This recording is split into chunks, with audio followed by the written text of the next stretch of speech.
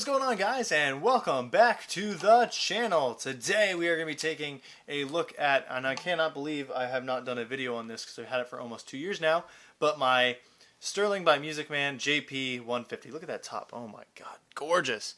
Alright, so this guitar has two humbuckers, a completely floating bridge system, which we'll talk about in a little bit, a mahogany body with a quilted maple top, which again, oh my god, just looks stunning in this lighting, a roasted maple neck and fingerboard, and of course the awesome and amazing 4 on top, 2 on bottom, or 2 on top, 4 on bottom, however you want to look at it, tuning setup. And I did do a string change about a day or two ago, so I left the little nubs there.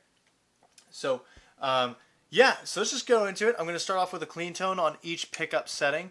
And then we're going into the amp, and then we're going to turn on the 12 decibel boost, which is what we do when we push in our volume knob. And then, yeah, we'll go from there in the video. So yeah, let's go ahead and do that sound test. That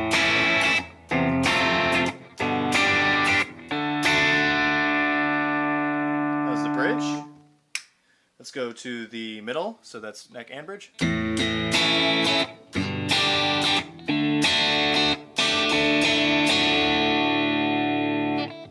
And here's the neck.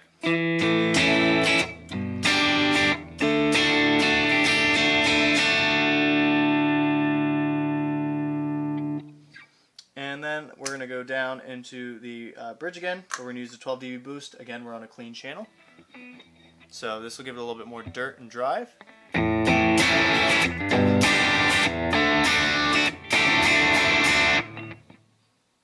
Neck and bridge.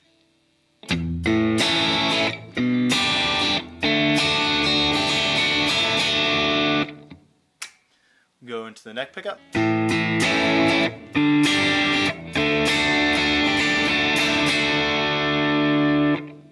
Okay, and that was with the 12 decibel boost in the push pot on the volume. I think it's pretty clear. It sounds a little compressed in the mid and bass range. In my opinion, it does sound a little compressed, but it's not bad. It's just got a little bit more, almost like the sound is being held back. It's not as crystal clear and vibrant as I personally like. Some people like a compressed sound, so that's okay. So overall, it's pretty good.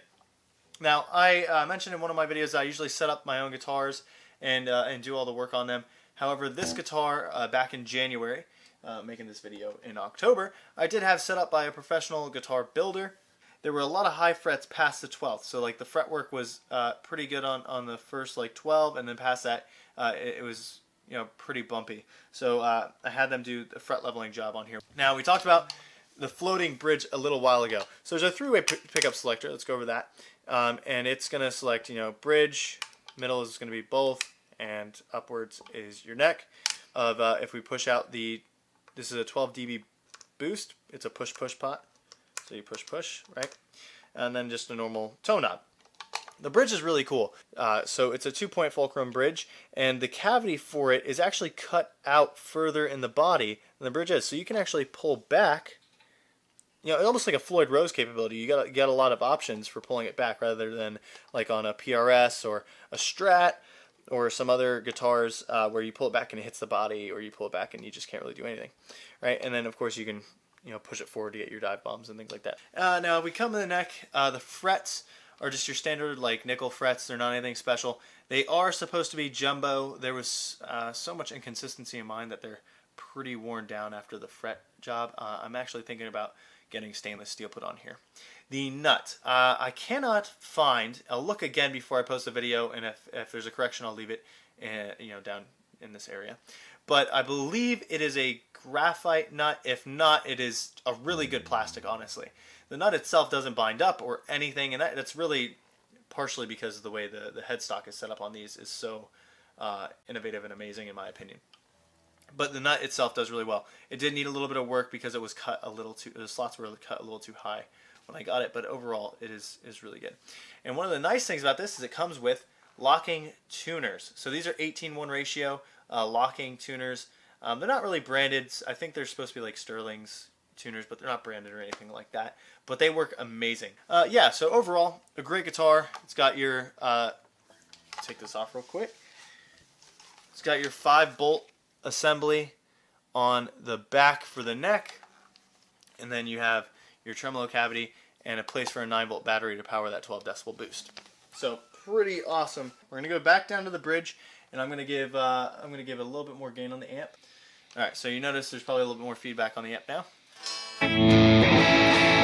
Okay, so now the only thing I would say is, you know, by pushing a little bit, you're gonna hear a little bit of feedback because it's a digital amp. But other than that, the noise, coming from the pickups, or the sound coming from the pickups, is still going to be, still sounds a little bit compressed and nasally, in my opinion, like something's being held back. But I'll let you judge for yourself, starting down at the bridge pickup.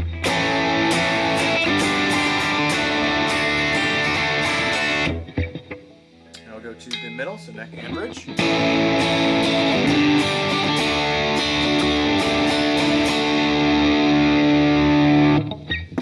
Now we're doing just the neck.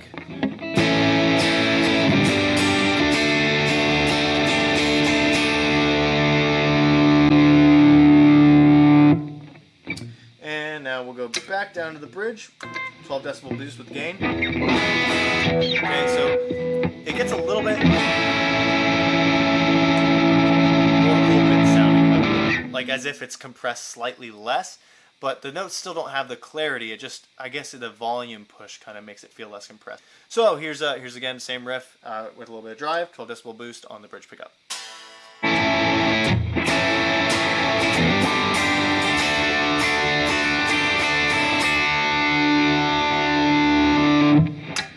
Here's the middle setting, so neck and bridge.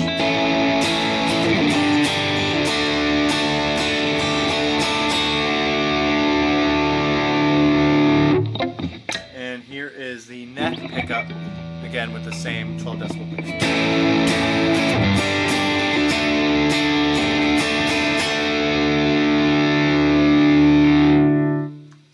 Alright, so overall, what do I think of this guitar? Would I recommend it?